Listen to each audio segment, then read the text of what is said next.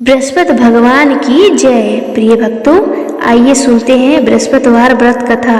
यह व्रत कथा अत्यंत फलदायी और पुण्यदायी है। जो भक्त इस व्रत कथा को पढ़ता या सुनता है, उसके जीवन के सारे कष्ट दूर और दरिद्रता दूर होती है। प्राचीन समय में एक बहुत ही धनी साहूकार रहता था। उसकी 7 बेटियां थीं। साहूकार बहुत ही दयालु था और हर गुरुवार को दान पुण्य करता था। लेकिन उसकी 7वीं सबसे छोटी बेटी बहुत आलसी थी। वह ना तो पूजा पाठ में मन लगाती थी और ना ही भगवान का नाम लेती थी। जब कभी बहनें गुरुवार का व्रत रखती थी और कथा सुनती थी, तो छोटी बेटी उनका मजाक उड़ाती थी और कहती, ये सब नहीं करना चाहिए, ये सब करने से क्या होता है, काम करने से तभी सब कुछ मिलता है। धीरे धीरे समय बीता और साहूकार का व्यापार ठप हो गया। गरीबी इतनी बढ़ गई कि घर में खाने के लाले पड़ गए। एक दिन एक बूढ़े साधु आए, जो स्वयं बृहस्पति देव थे, उनके घर आए। उन्होंने साहूकार से कहा, बेटा, तुम्हारे घर में लक्ष्मी रूठ गई है, क्योंकि तुम्हारी सबसे छोटी बेटी धर्म मार्ग में विश्वास नहीं करती।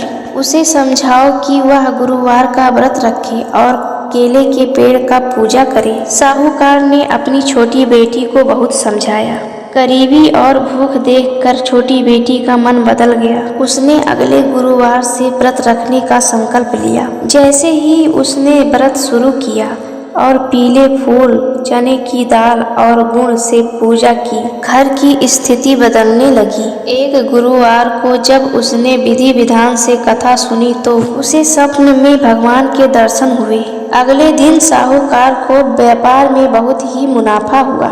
7वीं बेटी तब पूरी श्रद्धा से व्रत रखने लगी और देखते ही देखते साहूकार का घर फिर से धन धान्य से भर गया। यह कहानी हमें बताती है कि श्रद्धा और विश्वास से ही फल मिलता है। भगवान केवल भाव के भूखे होते हैं। जब छोटी बेटी ने अपना अहंकार त्याग कर पूजा शुरू की, तो उसके भाग्य के द्वार खुल गए।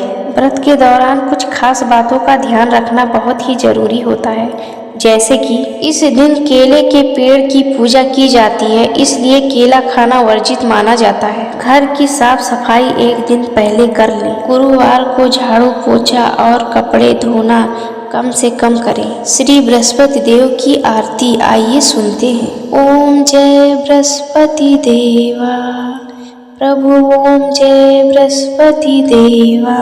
छिन छिन भोग लगाऊं कदली फल मेवा, ओम जय बृहस्पति देवा।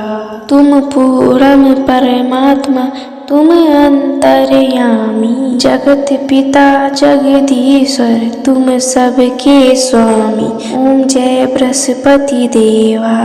तो प्रिय भक्तों, आप सबको यह कथा कैसी लगी कमेंट बॉक्स में ज़रूर बताएं और अपने चैनल श्याम किशोरी को लाइक सब्सक्राइब जरूर करें। जय श्री हरि विष्णु।